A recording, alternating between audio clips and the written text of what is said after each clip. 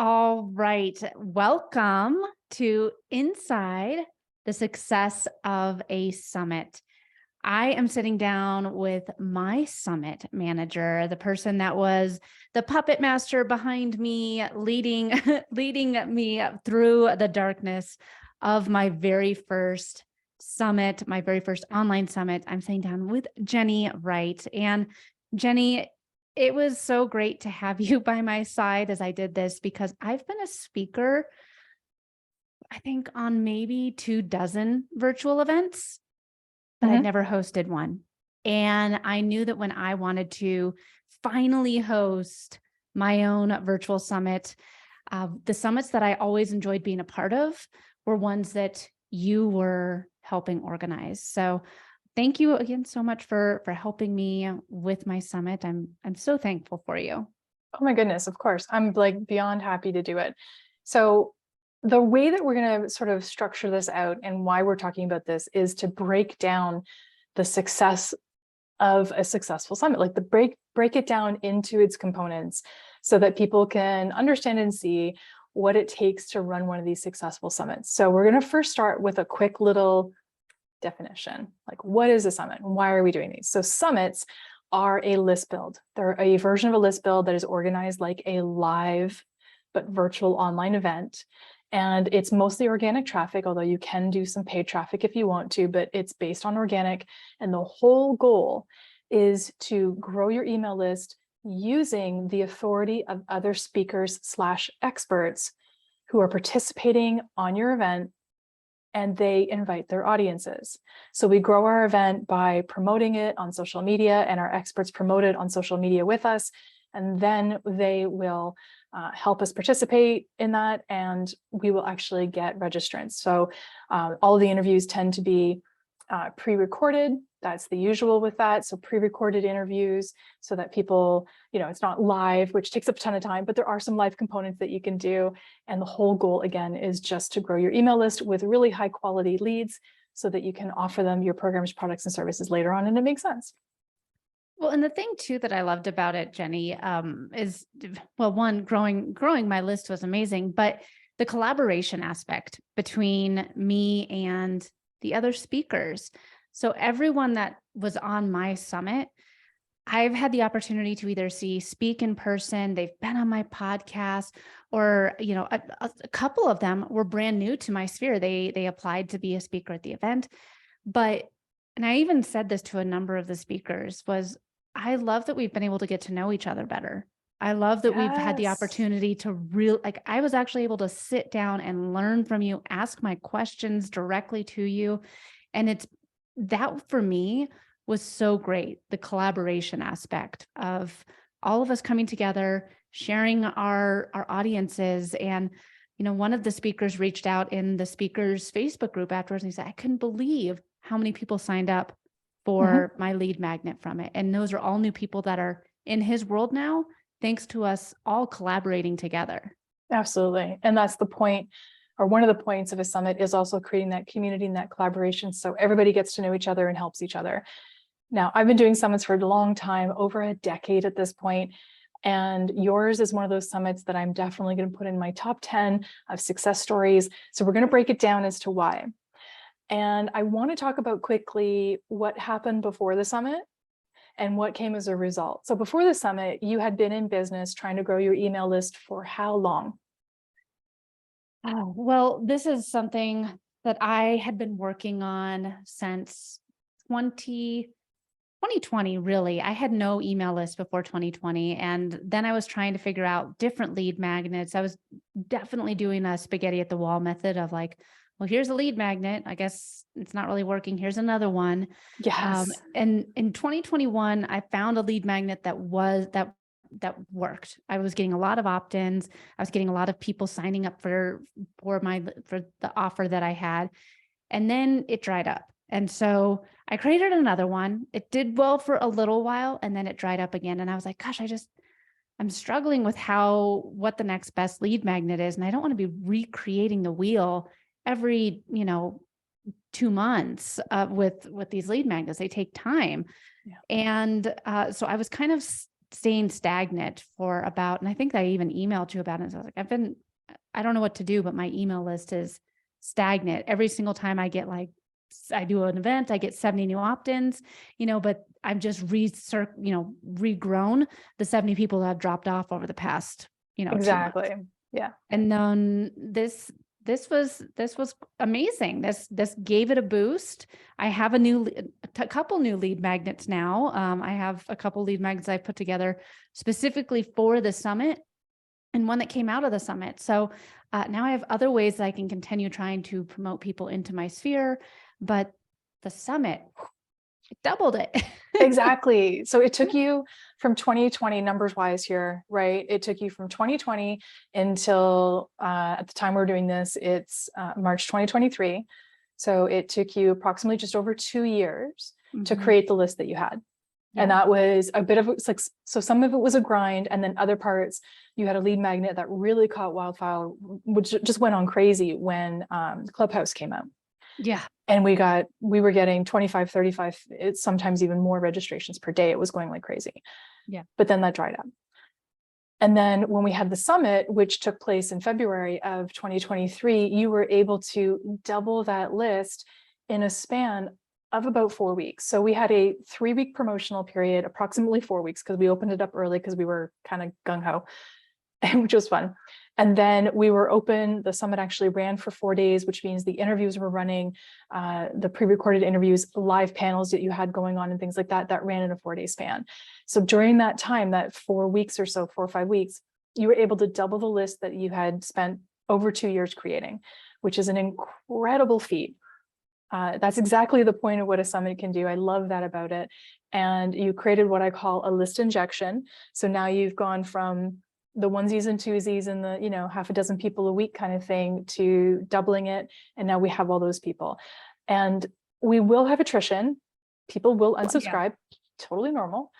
But now that was one of the things I thought was crazy too, Jenny. It was like somebody would sign up for the summit, and then they'd get the email saying like, all right, you're in, and then they don't subscribe. I'm like, well, you're not going to be able to watch anything because you immediately unsubscribed. But all right, it has been interesting, the kind of looking at the email list sense. But I was actually talking, I think, with you about this because social media, I work in social media, but with this, I'm used to people unfollowing me on social, but I take it really personally when someone unsubscribes from my email list, and you're like, don't worry about it. Like they'll come back when they're ready, or they're not your ideal customer. Just don't worry about it. And I've really tried to take that approach because so many of these people are new to me, and they've come from either Facebook ads or from one of following one of the other speakers. So yeah, absolutely. All right.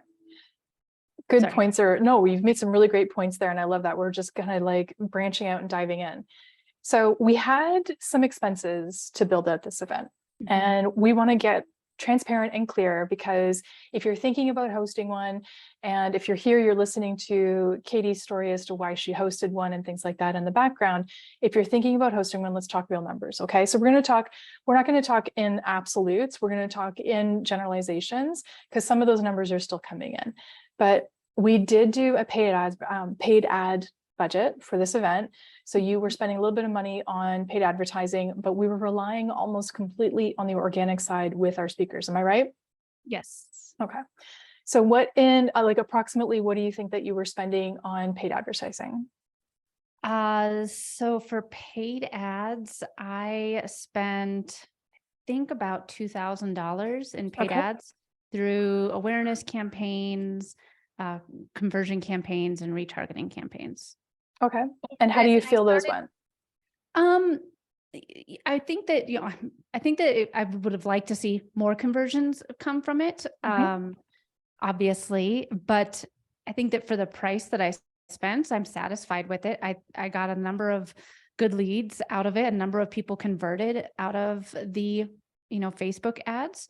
I think looking back, I might have done my ad strategy a little bit differently from the get-go, and I would have done more video for my ads. So I did a lot of the carousel posts. I did a lot of graphics for it because that's what I was seeing working in my feed Sure.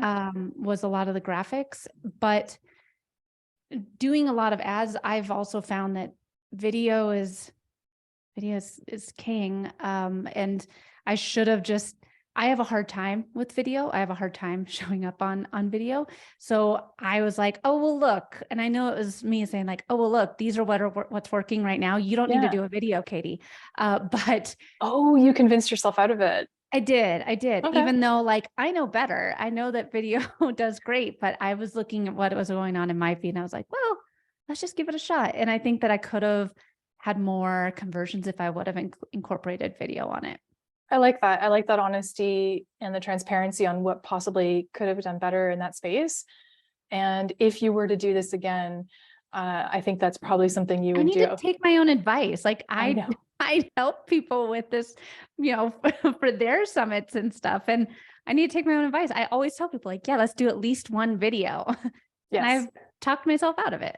Yeah. Well, at the same time, I mean, if we can give you a little grace on that, at the time when you were planning all this kind of stuff, we were in a bit of a situation, or you were in a bit of a situation where you were trying to get all of your interviews recorded and your schedule was crazy. I remember you showing me a screenshot of your schedule, and you were trying to get all these experts in. What had happened is we had run into the holidays and people had taken some time off, and then coming back, the struggle was to get all these people booked. So note to self and us, right? Have more time and space available for people to be able to do their interviews outside of the holidays, because that was a bit of a crunch factor that happened. But yeah, I get it. I absolutely get it. I think that too, Jenny, when we were first talking about this, Yeah, it seemed like we had so much time because Didn't it we though? started, Oh my God. and you even said it's going to sneak up on you. Yeah. And it did sneak up on me. I think that we were talking about this in October, like just kind of getting the idea behind it. And you're like, I think that maybe a March date would be good. And I've been wanting to launch I wanted to launch a group coaching program after the event, which is what I'm in the middle of promoting right now. But that's where doing this summit built into it. And I was like, I just don't want to wait any longer. I want to do it in March. Yeah. And I kind of gave the pushback and said, like, let's do it in February. Hey, I'll say it, you were right. But with the holidays, I think that, that was a huge factor in it, because I started making the connections and reaching out to the speakers, and I did the applications, and I was like, yeah, we have all this time. We have all this time. We have all this time. But then in December, I ended up only doing 2 recordings. And originally I think I had a total of 12 that had scheduled in December. And that's 10 people that rescheduled for January. And then, so it was all of a sudden, that's an additional 10 hours of recording that was added to my schedule. And it's no fault of theirs that the holidays came or that they were going on vacation or anything like that. I mean, it is what it is, but I definitely, that extra 10 hours, if I would have been doing the summit like the second week of March or something, it would have absolutely given me more grace for any of those reschedules, because people do reschedule. I mean, I'm speaking at an event right now and I was like, hey, the software I want to talk about isn't ready yet. Can I reschedule? Yeah. So, I mean, I even just did it. So I totally understand. I rescheduled with you. Even I was on your summit. You did too. I wasn't going to call you out, but no, you can call me out. Hey, this is like clear, transparent stuff. I absolutely rescheduled with you because I remember that the date that your thing came around, I had one of the worst days in terms of business, like just a whole bunch of fires ignited with a whole bunch of different things. And I was like, I can do it, but can we reschedule? And you were like, I could tell that you were like, no, but yes. And so we ended up rescheduling and I felt so bad, but I really appreciated that we did that. Okay. So scheduling is a thing. And how do we solve that? We put a little bit more grace period. We add in a couple extra weeks during the planning stage. It would make it a lot better. Basically, maybe don't do it over the holidays. Yes. Listen to Jenny, add more weeks of planning. And the other thing is, you've got to make sure that when you're like doing something like this, one of the worst things that you can do, in my opinion, is stick it really close to the holidays, but that's not your fault. I don't fault you for that.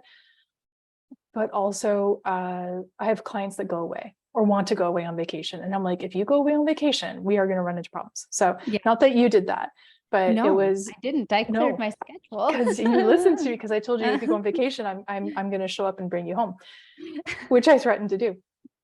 Because you were like, I'm going to go skiing. And I'm like, oh yeah, I'm going to be right there and I'll come get you. And then I'm going to like Uber you home so that you can do interviews.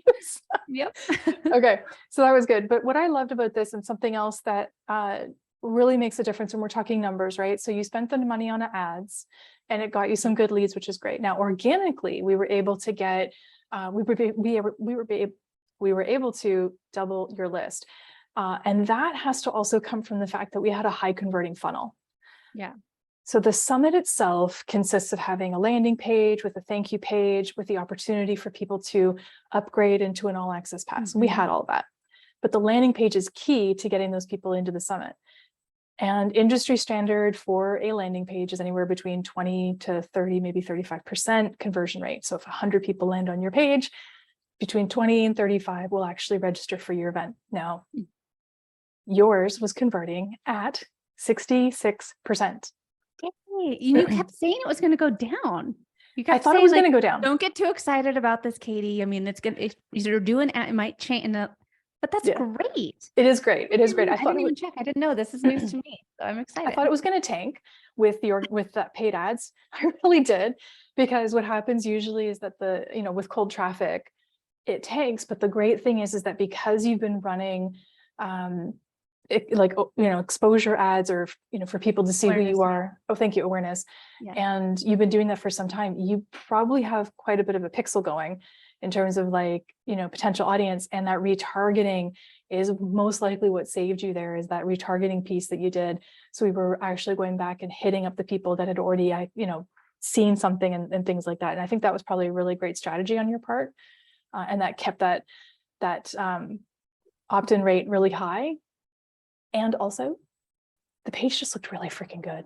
It did. It did. It looked great. Yeah. I had a lot of compliments from people about how nice that the page looked. I mean, the way that we set it up, it's okay. Say we. The way that you, no, it's fine. Set it up. That I love is there's a 3-part system for all of your pages as to what this is, who this is for, and then, oh yeah, here's a little bit about me. If you're wondering why you should listen to me, is in there. And I think that the way that you have it set up that's why it converted. I mean, in addition, the amazing speakers that were on my summit absolutely helped, but I do think that setting it up the way that you did made it very easy for people to be like, well, yeah, this is a no-brainer. Yep. Yeah, it's been a lot of testing and work. So I've done about 360 summits at this point. It's a lot of testing and work on the different types of funnels that'll convert, what needs to be on the page and what doesn't need to be on the page.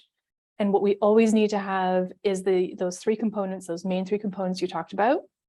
And you'll see landing pages. So there's a lot of software that does landing pages. And there's a lot of people who try and build summits on these software pieces, and they will tend to leave out certain elements. Now, those 3 things, those copy points are really, really key. It also has to do with the look and feel, right? So a lot of landing pages are what I call flat. So they don't have things like drop shadow. They don't have things like being able to put parallax. And I won't go too technical here, but with using a landing page software that allows us to do that, what it does is it creates interest for your eye, and it helps it move it along the page. So flat pages will actually convert less, even with the same copy and the same graphics, versus having dynamic backgrounds, dynamic buttons, and things like that. That helps. The other thing that really makes or breaks a page is the copy. And we had stellar copy. We had amazing copy written for us by a great copywriter, Alison Lex. And that copy really aids in the conversion. And I will toot my own horn with the page building. Myself and my team are very good at it. We're really practiced at this point, and it does create that opportunity for sales. However, one key component that you get full credit for, 100% of it, is your opt-in video. These are essential. Yeah. essential to have an opt-in video on a landing page like this to help conversion, because it starts to build the trust. It starts to get people to get to know you, and it shows your personality, and it makes them go, oh yeah, I like Katie, or I want to get to know Katie better. And it starts to convert immediately, and it helps those conversion rates. It can add between 5 to 15 conversion points on a landing page. That's why it's essential. Yeah. And I literally just said this before when like I didn't do a video for my ads because I have a hard time with video. But you know what? It really wasn't that bad. I just should have sucked it up. I mean, like, I think that my video was 3 minutes long, Yeah. and I just, this is what the event is. This is who it's for. Here's what some of the sessions are going to be. Sign up, so Mhm. it's, you're not having to like bring in like a film crew for the video. I mean, I just was literally sitting right here, and I think that, like you could even see like the Christmas tree over my shoulder, which I was like, oh, I probably should have like upped my shoulder a little bit because I recorded it, so far in advance. And then it was like February, and we're I don't even think I noticed. I certainly did not notice there was a Christmas tree in your video. Now I got to go back and watch it, but I had no clue there was a Christmas tree. Yeah. So, I mean, like maybe be aware of your surroundings if you have like any festive decor up. But, I think that the video is great too, because it allows you to give that human element. And this is one of Mhm. the things that we see in social media all the time. You want people buy from people. And Mhm. so by me showing up, and just who knows how many of the people sat down and actually watched the whole thing. But by having that there, it allowed me to connect with an audience that in most cases were new to me. And it allowed me to establish trust with them. So I Exactly. highly recommend doing that short video for Mhm. your landing pages. Absolutely. And one of the other expenses that you went into was you actually bought some gifts for your speakers. And so what did you get your speakers, and what did you pay for that? Uh for what? So you had speaker gifts that you was an Yes. expense on the summit. Yes. Um, I think that I spent around $700 on Mhm. speaker gifts. Some of the speakers did not get the gift because they're overseas and my shipping people didn't send it to them. So I didn't get to send it to all of the speakers, but I mean, it was it was a small token of my appreciation for uh, them Participating. giving their time. Yeah. Yeah. And I think that's good. And it's also really great because some speakers showed up with their little speaker gift, which was a really cool water bottle, in some of the videos and things. So that showed up on some of the panels, which is really cool to see. I know when I Mhm. got mine, I like posted it on social media. So that Yeah. was really helpful. And it's a token, right? So it's something I can, have and be like, yeah, Social Profit Lab, Yeah. which I think is really, really cool. The other thing is that we did use a team. So we had to use a graphic designer. We ended up doing some extra little bits, like some promo videos, which, by the way, I think everybody loved. So you did this really cool promo video, which was fantastic. And we also had some emails written and some other copy that needed to be done, and promo posts and things like that created. So we Yeah. were utilizing your already existing team to do Yes. that, right? Yes. Yeah. So, I mean, I have like you said, like I have an agency, so I already have a designer on staff. I already have a lot of the video editor on staff, but do you absolutely need to have a video editor? No. I mean, that was something that I wanted to have to for my speakers so that they, looked the absolute best that they possibly could for the event. And so I utilized a lot of my staff. I should have probably asked them to track their hours that they spent for summit tasks in separately, but I did not. Hindsight, I probably will do that in the future. Absolutely. Yeah, I love tracking the hours, going into the metrics of it. So, and then being able to track those costs as well, which is always fun. Now let's talk about some of the fun stuff. Let's talk about a little bit on the income side. Well, I was gonna So say, yeah, I do want to talk about the sponsors too. So, yes, and the sponsors. Okay, so let's talk about sponsors first. Let's go there. okay. Yeah, no, I think that, this was something that I'd never even thought about, and you suggested that I do. And that's where we got the budget for the ads and the speaker gifts. That was all from the sponsors. So I had amazing sponsors for this event that I'm so thankful for. In fact, I want to shout them out. I'd love to shout them out from the mountaintops. But I mean, they know who they are. And I think that, I had 3 different tiers of sponsorship levels, and all of them included, spots on the website. I have a podcast, so I did a ton of ad space in the podcast for these sponsors. I promoted them through my newsletters. I did Instagram stories where so for what I did with the Instagram stories was I made it more conversational. Like, I'm just trying to think, like, so for one sponsor, hey, I've been using this tool and you have to check them out. This is the way I've used it. And I just made it seem like, hey, audience, have you checked this out? Not like, and I'd like to give a shout out to the latest sponsor of Social Profit Lab. I made it more conversational so people didn't necessarily know that they were being given an ad. But that was all different ways that I was able to give more awareness to each sponsor for the event. And that's what paid for the ads, and that's what paid for the speaker gifts. Yeah. And also probably a little bit towards the budget of paying out some of the team as well, right? Yes. But I love how you did that. Your posts were amazing, by the way. So whenever we're talking about promoting a summit doesn't necessarily mean like, hey, join my summit, register here.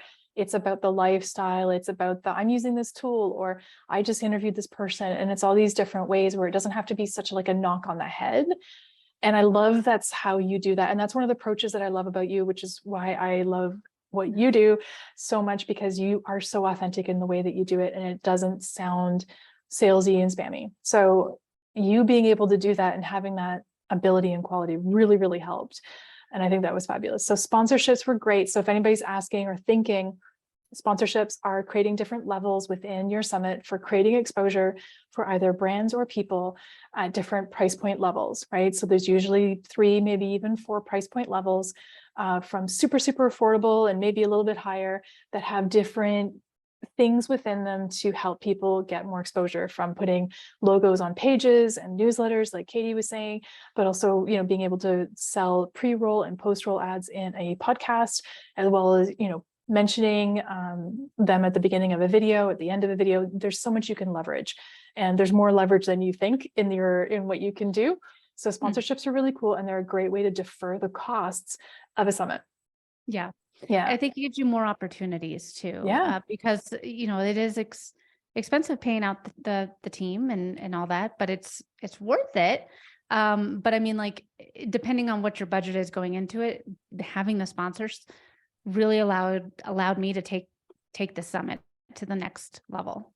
Absolutely. I think you did such a good job with that. So before I have like 2 more questions I want to ask before this thing, but I want to talk about the results of the summit, right? So we know that we had sponsorship dollars, and that helped pay for those Facebook ads and the speaker gifts.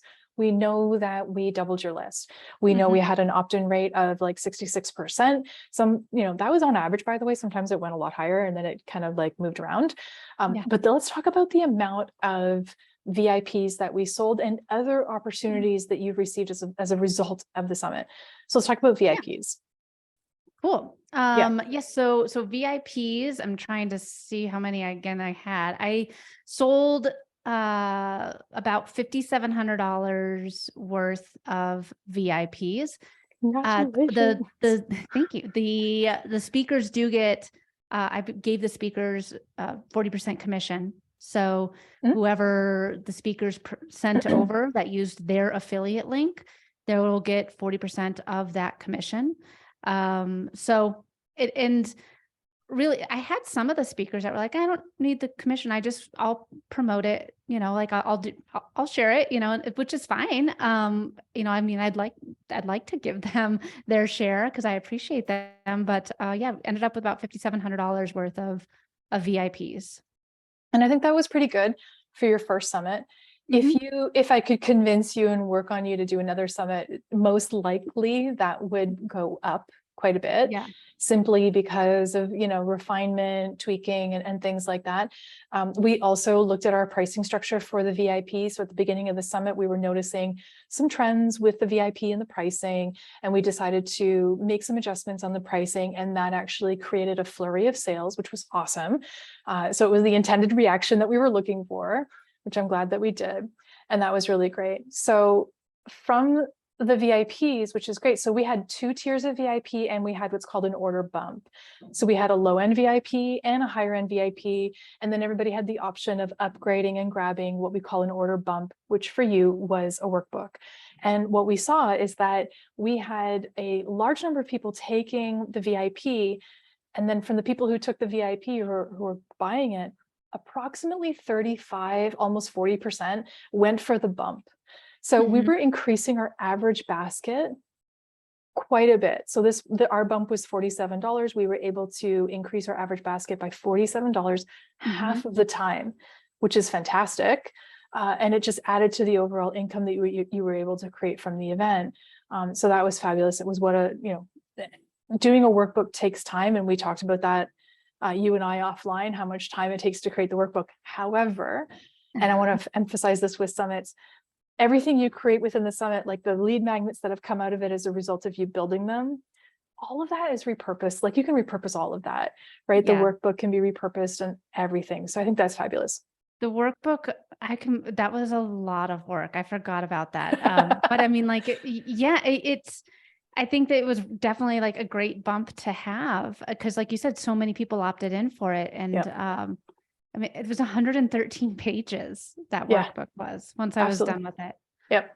And what a great thing though, when you look at it. So it was pictures and we won't go into it, but it was a ton of work, but it looks really, really great. You'll be able to reuse it in the future. You can give that obviously as, a bump on a product and things like that, or a registration gift when somebody signs up for a program, product, or service. There's so many things that you could do with it. Okay. So would you do it again?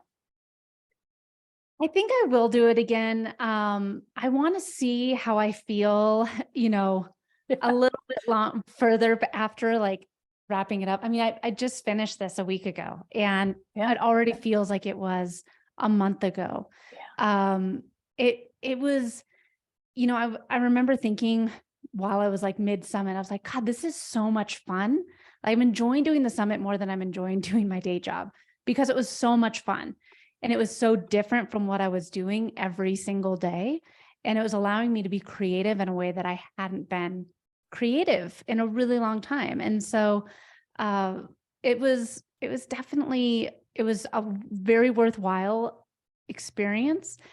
I just need to know going into it again that I have the time for it. Because exactly like what you said, like we started in October, the event, I was like, oh my gosh, we have plenty of time. And you're like, it's going to sneak up on you.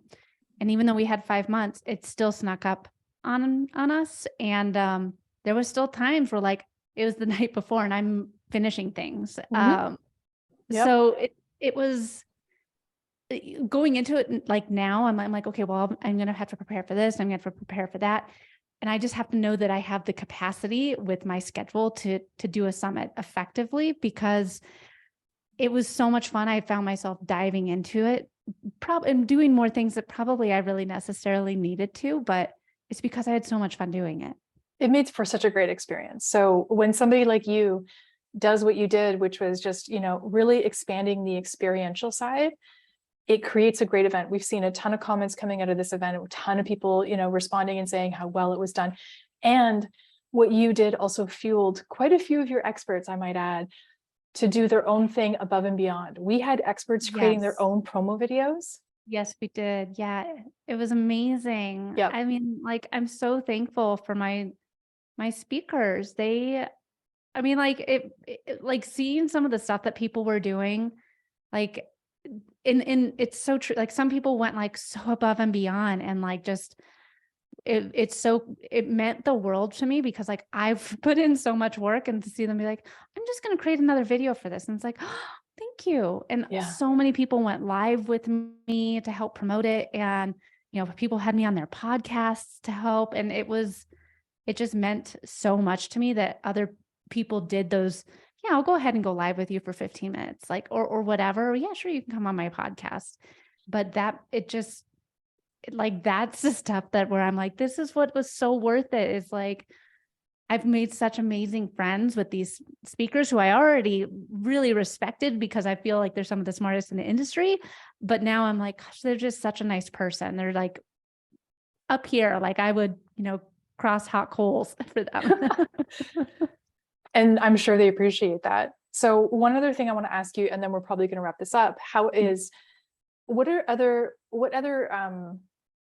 other things have come as a result of the summit? I know you were able to, you developed a relationship with one of your sponsors who is actually a brand that provides some equipment.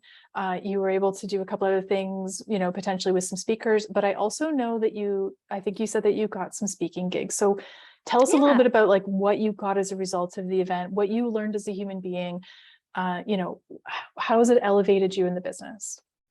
Yeah, so I have 2 in-person speaking events that have come out of this. Paid gigs? They're semi-paid, but yeah. Amazing. And then I also have a virtual event that I'm going to be speaking on that came out of this. I was offered to go and have an additional podcast appearance with one of the speakers at their podcast studio. I mean, like just a lot of continued conversations with people that, for collaborations that are going to continue, building relationships. But the paid speaking, the 2 speaking events, those are really exciting. I think that, the new list build was amazing. And then, building my connection with the 41 other speakers, or 42, I can't remember, 41 or 42 other speakers that I had on the event.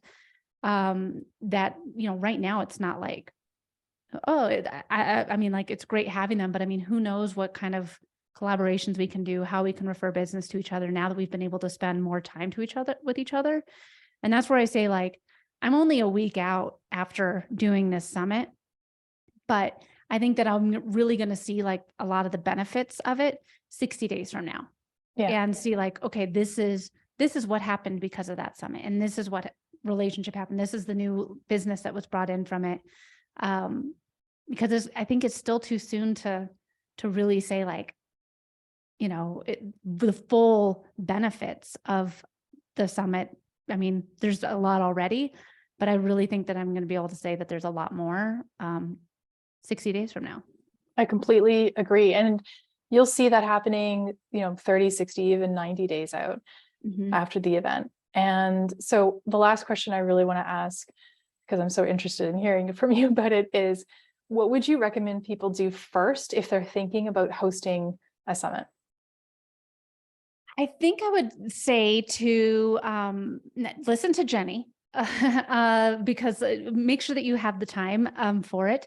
So make sure that you block out, like if she like that 5 months, it snuck up on me still. I wouldn't do it over a holiday with trying to record, but make sure that you start, I guess, a little bit smaller.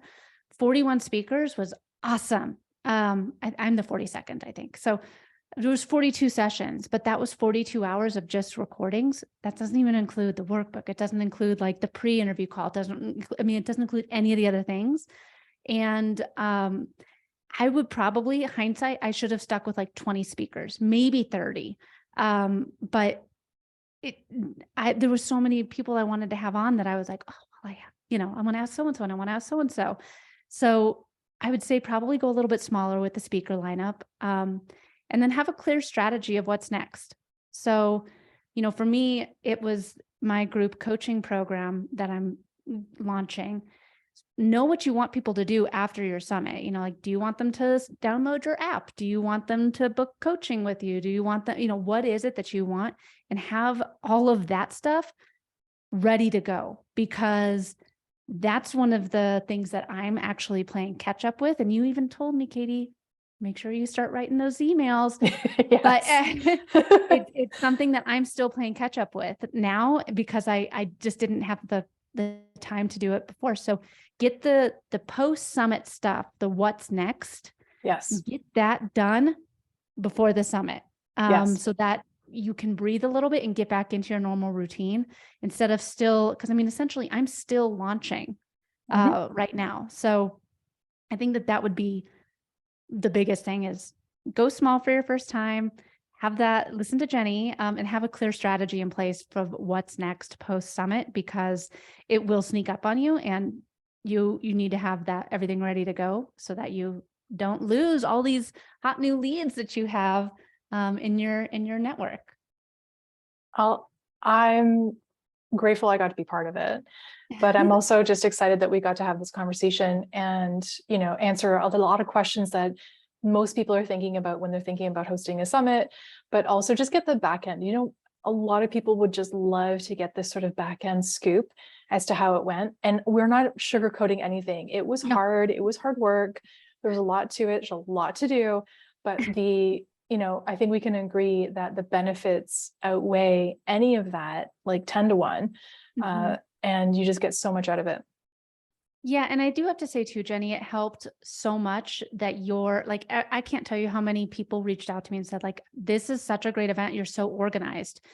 And one, I mean, like, I definitely probably micromanage a little bit, but it was because I had everything ready to go for me. Like, I had spreadsheets that I could just fill out from you. I had, all these like, okay, this is the tab for this, and it's automatically going to populate the dates for doing these things and so it made it very easy for me to be organized because you were organized, and it allowed then the speakers to be organized and know, okay, well, Mhm. this is where I go to promote. This is where I go for this link or where I go for this graphic. And it made it a lot easier to have all of that ready for me. I mean, you have a system Yeah. for your summits, and it allows the people that are working with you to just fill in the blanks, and it makes it so that it's everyone's allowed to stay organized. If you don't fill in the blanks, then you're not going to be organized. But I mean, like, for me, I was in there probably too much. But at the same time, it allowed me to be organized. The speakers did notice it. I had so many of them reach out to me and say, like, this was such a well-organized event. And it was because of all the tools that you gave me to remain organized and prepared for it being my first summit. Well, the tools are there. You made use of them. So I can't take all the credit. You actually used them to the best of their ability. And you also even helped me see some opportunities for improvement in the areas of, like, I love organizing, I love event planning, but yeah, so it's a full circle project. It's a full team project. You did amazing. I'm glad that you found what I did useful, but I really, kudos go to you for all of that hard work that went into it. Well, thank you again so much for helping me with my first summit.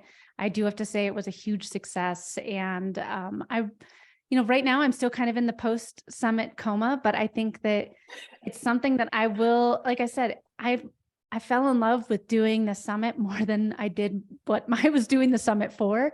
And it was fun. It was different. It allowed me to be creative in a whole new way. It allowed me to make amazing connections and collaborations with so many of the speakers. And I think that if anyone is really thinking about different ways that they can build their list, or if they want to get more collaboration opportunities, doing a summit is a great way to do it. Mhm. I think that it's something different, and events are a great way for you to have exposure to new audiences and get to know some amazing speakers and experts on a whole new level. And I can't recommend it enough. This was a fantastic experience. So glad. Well, thanks so much for doing this. I really appreciate it. And I'm just glad that we had the opportunity to talk about it. So thanks so much.